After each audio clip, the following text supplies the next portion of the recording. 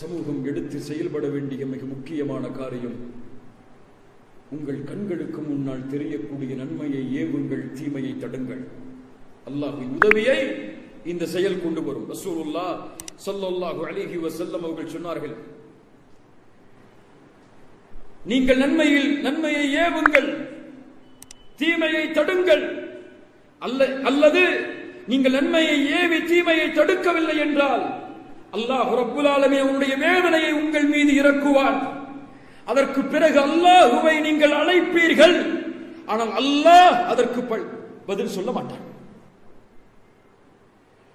என்னை போன்ற பல தாயிகளுடைய நிலைமையை நான் சுருக்கமாக சொல்கிறேன்.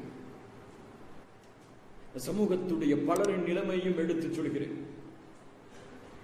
நன்மையை ஏவக்கூடிய பழக்கம் எம்மில் உண்டு, ஆனால் தீமையை தடுக்கக்கூடிய பழக்கம் எம்மில் இல்லை, குறைந்து வருகிறது. ஷிர்கை தடுக்கக்கூடிய மக்கள் எம்மில் எத்துணை பேர்? பிதஅத்தை தடுக்கக்கூடிய மக்கள் எம்மில் எத்துணை பேர்? அசிங்கமான மானக்கேடான செயல்களை விட்டு எம்முடைய குடும்பத்தார்களை தடுக்கக்கூடிய ஆண்கள் எத்துணை பேர்? 6:30 மணி ஆச்சு நான் சொன்னா வீட்டுல ஷைத்தா இங்க வந்து உட்கார்ந்துருக்கான், நடு வீட்டுல வந்து உட்கார்ந்துருக்கான். முஸ்லிம் சமூகம் உலகத்திலே சிரமப்படுகிறது. ஆனால் உங்கள் மனைவியும் உங்களுடைய குழந்தைகளும் நீங்களும் சேர்த்து நாடகங்களையும் சினிமாக்களையும் பார்த்து ரசித்துக் கொண்டிருக்கிறீர்கள். இப்படி வாழக்கூடிய சமூகத்திற்கு அல்லாஹ்வின் உதவி வேண்டும் என்று கூட நீங்கள் கேட்பீர்கள். அல்லாஹ் பாதுகாப்பானாக. நன்மையை ஏவுங்கள், தீமையை தடுங்கள். எங்கெல்லாம் தீமை என்று உங்களுடைய கண்களுக்கு தெரிகிறதோ அதை தடுப்பதற்கான முயற்சியை இந்த உலகத்திலே ஏற்படுத்துங்கள். அல்லாஹ் வெற்றியை கொண்டு வருவான். நீதியோடு இந்த உலகம் பயணிப்பதற்கு எந்த முயற்சிகளை எல்லாம் இந்த முஸ்லிம் சமூகத்தால் செய்ய முடியுமோ அதை செய்யுங்கள். அல்லாஹ் அவருடைய வெற்றியை கொண்டு வருவான். அல்லாஹ்வுடைய தூதர் ஸல்லல்லாஹு அலைஹி வஸல்லம் அந்த சமூகத்தை பற்றி தான் சொன்னார்கள். ஆம், தோல்விகள் இந்த சமூகம் நுழையும் பொழுது, கண்ணியத்தை இழந்து இந்த சமூகம் வாழக்கூடிய சூழ்நிலையில் ஒரு சமூகம் உருவாகும். பதஅல் இஸ்லாமு கரீபா வஸயஊது கரீபா ஃபதூபா லில் குரபா ஃபதூபா லில் குரபா. இந்த இஸ்லாமிய மார்க்கம் ஒன்றுமே இல்லாமல் ஆரம்பமானது. அதே போல் இந்த இஸ்லாமிய மார்க்கம் மீண்டும் திரும்பும். ஆனால் அந்த குரபாக்களுக்கு நற்செய்தி உண்டு, அந்த குரபாக்களுக்கு நற்செய்தி உண்டு. இப்னு தைமிய்யா ரஹிமஹுல்லாஹ் விளக்கம் சொன்னார்கள். அல்லாஹ்வுடைய தூதர் கூறிய இந்த ஹதீஸிற்கு ஆம், வெற்றியில் வாழக்கூடிய சமூகம், கண்ணியத்தில் வாழக்கூடிய சமூகம் மீண்டும் கண்ணியத்தை இழந்து வெற்றியை இழந்து வாழக்கூடிய நிலைமைக்கு மீண்டும் செல்லும். அந்த நேரத்திலே அந்த குரபாக்கள் உருவாகுவார்கள். என் வாலிபர்களை கேளுங்கள், உங்களின் தேவை இதற்கு இருக்கிறது, என் தேவை இதற்கு இருக்கிறது. யார் அந்த குரபாக்கள்? அல்லதீன யுஸ்லிஹூன இதா ஃபஸத அன்னாஸ். மக்கள் சீர்கட்டு விட்டால் அவர்களை சீர்திருத்துவார்கள். ஆம், நன்மையை ஏவி தீமையை தடுத்து தன் சமூகத்தை சீர்படுத்துவான். முஸ்லிம் சமூகத்தின் வாலிபர்களை சீரமைக்க வேண்டிய நேரம் நெருங்கி வருகிறது.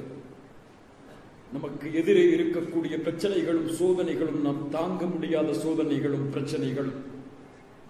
எங்கு பார்த்தாலும் முஸ்லிம் என்ற பெயர் வைத்தாலே எதிரிகளாக பார்க்கக்கூடிய நிலைமை இந்த உலகத்திலே ஏற்பட்டு வருகிறது. நாம் செய்ய வேண்டிய மிகப்பெரிய பணி ஒன்று காத்துக் கொண்டிருக்கிறது. இந்த இஸ்லாமிய மார்க்கத்தை நாம் எடுத்து வைப்பதற்கு முன்னால் இந்த இஸ்லாமிய மார்க்கத்தை ஏற்று வாழாத மக்களுடைய உள்ளத்தில் இருந்து இந்த இஸ்லாமின் மீதுள்ள வெறுப்பை நீக்குவது.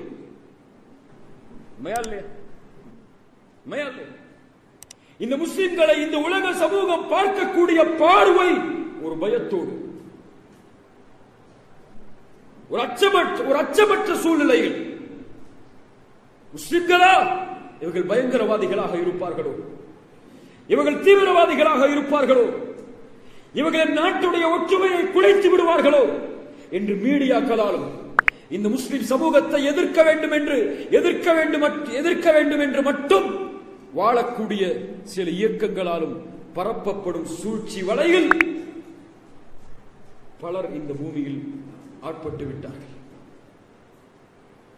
இந்த எதிர்ப்பை களைக்க வேண்டிய ஒரு நிலைமை நமக்கு இருக்கிறது.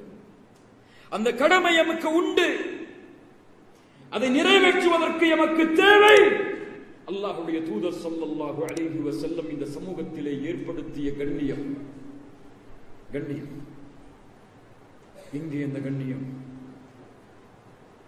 ஒழுக்கத்தோடு, கண்ணியத்தோடு, மரியாதையோடு பார்க்கப்பட்ட இந்த சமூகத்தில் எங்கே அந்த ஒழுக்கம், எங்கே அந்த கண்ணியம், எங்கே அந்த ஒற்றுமை, எங்கே அந்த சகோதரத்துவம்? ஒழுக்கம் வேண்டாமா? பண்பு வேண்டாமா? குணம் வேண்டாமா? அல்லாஹ்வுடைய தூதருடைய வழிமுறை வேண்டாமா? அபூபக்கருடைய குணம் உங்களுடைய வாழ்வில் உண்டா? உமருடைய குணம் உங்களுடைய வாழ்வில் உண்டா? உஸ்மானுடைய குணம் உங்களுடைய வாழ்வில் உண்டா? இந்த சமூகம் ஓர் அடியில் நின்று முஸ்லிம் சகோதரத்துவத்தை வெளிப்படுத்த வேண்டும் என்ற ஆசை கொண்டிருக்கக்கூடிய முஸ்லிம்கள் எத்துணை பேர். இஸ்லாமிய மார்க்கத்துடைய ஒற்றுமையை விடுங்கள். நீங்கள் வைத்திருக்கக்கூடிய அரசியல் கட்சிகள் அதில் கூட முஸ்லிம்களால் ஓரணியில் பயணிக்க முடியாத பொழுது உங்களுடைய பகைமையும் வெறுப்பும் ஒரு முஸ்லிம் சமூகத்துடைய சமூக முன்னேற்றத்தில் கூட ஒற்றுமையாக பயணிக்க முடியாத பொழுது குர்ஆன் சுன்னாவில் எப்படி நீங்கள் ஒன்றிணைவீர்கள்? ஒரு நாளைக்கு ஒரு கொடி, அடுத்த நாளைக்கு அடுத்த கொடி, அடுத்த நாளைக்கு அடுத்த கொடி என்று ஒவ்வொரு நாளும் நான் நான் நான் என் தலைவன், என்னுடைய அமீர், என்னுடைய இயக்கத்துடைய தலைவன் என்று இந்த சமூகம் பயணித்துக் கொண்டே இருந்தால் எதிரிகளுடைய விழிப்பு சாதாரணமான விழிப்பு கிடையாது. இந்த சமூகத்தை அழிக்க துடிப்பவர்களுடைய விழிப்பு சாதாரண விழிப்பு கிடையாது. நீங்கள் தூங்கி எழுவதற்கு முன்னால் உங்களுடைய பலவீனமாகிய இந்த சகோதரத்துவத்தின்மை என்ற ஒரே காரணத்தை கொண்டு உங்களை தரைமட்டமாக்கலாம். அல்லாஹ் பாதுகாப்பானாக. ஒன்றிணையுங்கள் மூமின்களே. ஒரு முஸ்லிமை முஸ்லிமாக மதிக்க கற்றுக் கொடுங்கள். ஒரு மூமினை மூமினாக பாருங்கள். அல்லாஹ்விற்காக உங்களுடைய பகைமைகளை, உங்களுடைய வெறுப்பை, உங்களுடைய குரோதத்தை விட்டுக் கொடுத்து அஸ்ஸலாமு அலைக்கும் என்று நீங்கள் சலாம் சொல்லி பழகுங்கள். இங்கே வந்திருக்கக்கூடிய எல்லோரும் இந்த உறுதியை ஏற்றுக்கொள்வோம். லா இலாஹ இல்லல்லாஹ் கூறினால் அவன் முஸ்லிம். அவனுடைய செயல்பாட்டில் தவறு இருந்தால், அவனுடைய கொள்கையில் தவறு இருந்தால், அவன் சுன்னாவை செயல்படுத்தக்கூடிய முறையில் தவறு இருந்தால் நான் திருத்துவேன். அவன் திருந்தும் வரை போராடுவேன். ஆனால் அவனை விமர்சனம் செய்து கிடையாது. அவனுடைய பெயரை நாளாக கிழித்து விட்டேன் என்று பெருமை தட்டி கிடையாது. முஹம்மது ரசூலுல்லாஹ் சென்ற வழியில் ஒழுக்கத்தோடு, பாசத்தோடு, நேசத்தோடு பள்ளிகளை வந்து தன்னுடைய உள்ளத்தை காயப்படுத்த வேண்டும் என்பதற்காக சிறுநீரை கழித்தவனை அழைத்து சொன்னார்கள், தோழரே, இது சிறுநீர் கழிக்கக்கூடிய இடம் அல்ல, இது அல்லாஹ்வை வணங்கக்கூடிய இடம், இந்த இடத்தில் இதெல்லாம் செய்யக்கூடாது என்று. சுப்ஹான ரப்பியல் அலா. அல்லாஹ் ரப்புல் ஆலமீன் மூசாவையும் ஹாரூனையும் அனுப்புகிறான். மூசா, ஹாரூன், ஆனா ரப்புக்குமுல் அலா, நான் தான் உயர்வாக இறைவன் என்று சொல்லக்கூடிய ஃபிரௌனிடத்திலே சென்று கௌலல்